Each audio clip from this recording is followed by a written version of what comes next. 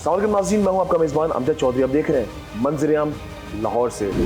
क्या समझते हैं पंजाब फूड अथॉरिटी किस तरह काम करती है? फूड बुनियादी ज़रूरत है और इसके अलावा पब्लिक हेल्थ की बहुत ज़्यादा अहमियत है।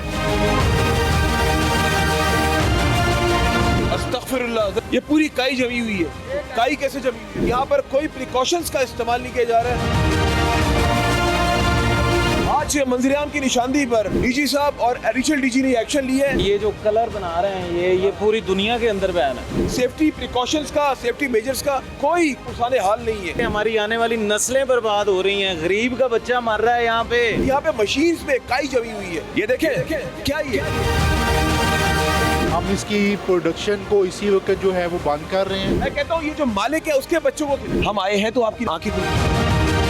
5 लाख रुपए जो है इनको जुर्माना किया गया है।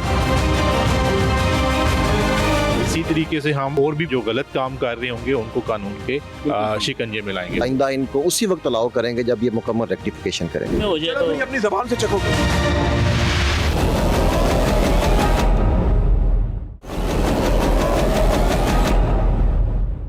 आप देख रहे हैं 5 न्यूज़।